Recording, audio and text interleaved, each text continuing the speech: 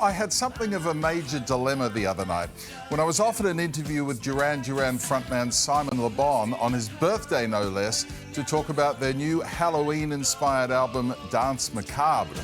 The only problem, I was going to a Paul McCartney concert that night as a guest of his record label, and I wasn't going to knock that back. So I did the obvious thing and decided to do the chat at the gig.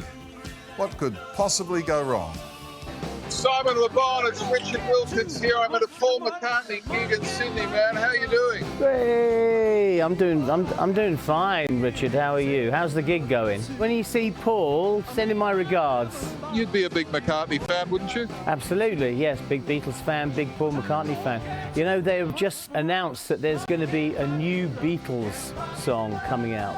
I think it's called Now and Then. Yeah, Here and Now. Here and Now.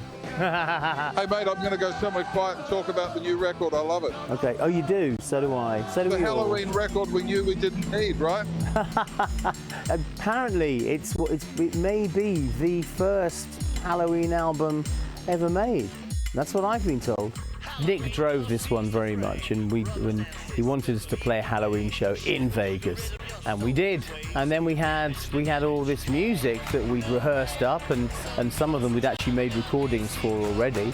And we decided that it was only the right and proper thing to do to record it and put it out as an album.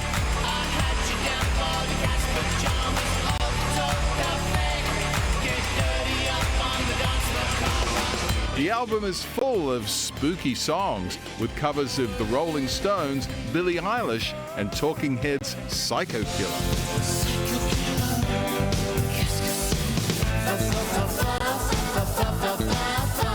Every track was a lot of fun to do. Psycho Killer is tricky to make that one your own. The great Nile Rodgers also features on a song. Oh, we love Nile. Well, you know, when we were talking about doing the three original Duran Duran tracks for the album, we thought we need a modern disco banger. And there's one person you call when you want that, and that person is Nile Rodgers.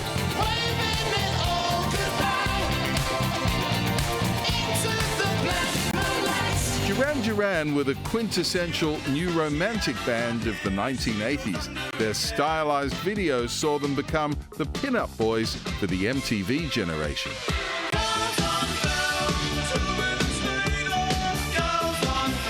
And I feel very fortunate that we were able to experience those days, because it was the Wild West. You know, the music industry had suddenly jumped from just being about records into being about television, videos, locations and all that stuff. And we really ruled the TV screens for a little while there. We came along at a time when you could really behave like a rock star. It's a little different now.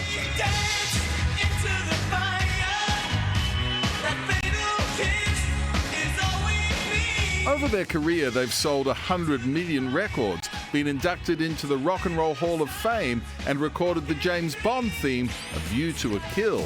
And they're still as hungry as, well, you know what.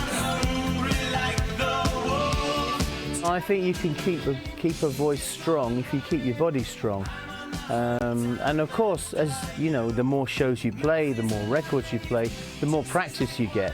And if you can keep on learning and set yourself goals, there's no reason why your voice shouldn't get better as you get older. Anyway, back to McCartney and a special song for the birthday boy. I'll see if I can get him to play Birthday for you. Happy birthday, man. All right, thank you very much. Happy birthday to my dad as well.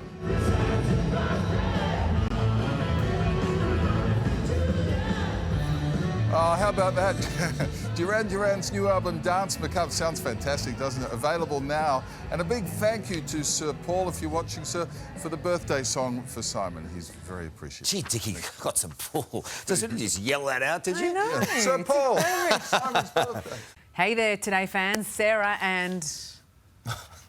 What's my name again? Oh my goodness, Carl. Hey, thanks for watching our YouTube channel, though. Subscribe now for more news, special reports, and amazing Aussie stories. And Carl misbehaving, Whoa, of course. that never happens. Always happens. What's she talking about? Always happens.